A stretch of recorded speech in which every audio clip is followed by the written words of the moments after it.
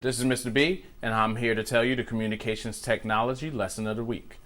Today, we're going to talk about camera shots, angles, and movements. The first shot that we're going to talk about is the long shot.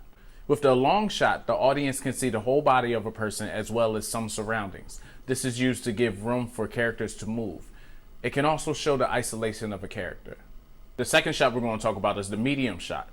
The medium shot is a shot where the characters are seen from the waist up. This is good for showing people interacting and conversing. The audience is more emotionally involved. The last shot that we're going to talk about is the close-up shot. Close-up shot is a shot where only a small part of a character can be seen, such as their head or hands. This engages the audience emotionally and is used to give emphasis to the character, not the background. Now we're going to talk about different angles that you can use when shooting a scene.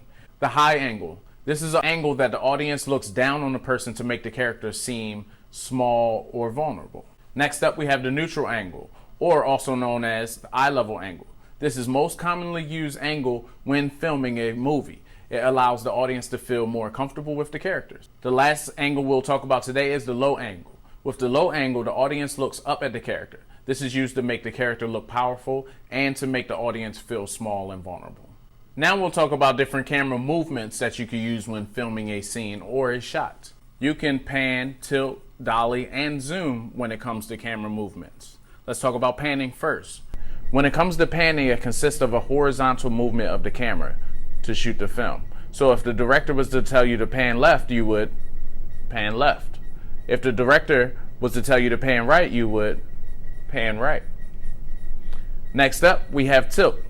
When you are tilting consists of a vertical movement of the camera to shoot the film. So if the director told you to tilt up, you would tilt up. And if the director told you to tilt down, you would tilt down.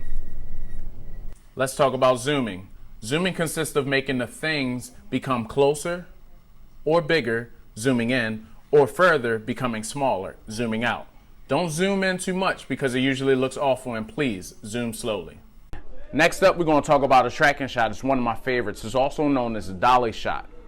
A tracking shot is a shot in which the camera is mounted on wheeled platforms that are pushed on wheels while the picture is being taken. Sometimes the dolly is on a stationary object and sometimes the dolly is on a moving object. It gives the audience the effect of movement. Take a look. Follow me, guys. Come on. This way. It looks like you guys made it. So the last thing that we're going to talk about today is the editing portion of making a film, or the transitions. Transitions are some of the most powerful and important tools available for use today. While there are many types of transitions available today, we're going to discuss the three most commonly used transitions in film and television. Those are the cut, the fade, and the dissolve.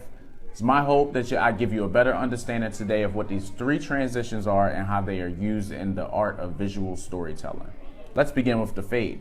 There are two main types of fades. The fade in, which marks the start or the beginning of a sequence of a film, or the fade out or the fade to black, which marks the end of a film or the end of a sequence of a film.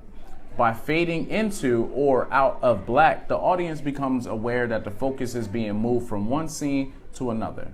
Alternatively, by fading out to black, then back in from black, one becomes aware of an apparent message or passage of time in the sequence. Let's move on to our next transition, which is a dissolve. A dissolve is another type of transition commonly used throughout film and television today. There are a number of types of dissolves, from a ripple dissolve to a cross dissolve. But the basic definition of a dissolve is to visually smooth transition between one or more shots or scenes that dissolves from one shot to the next. Finally, today we come to our third and most popular transition, the cut.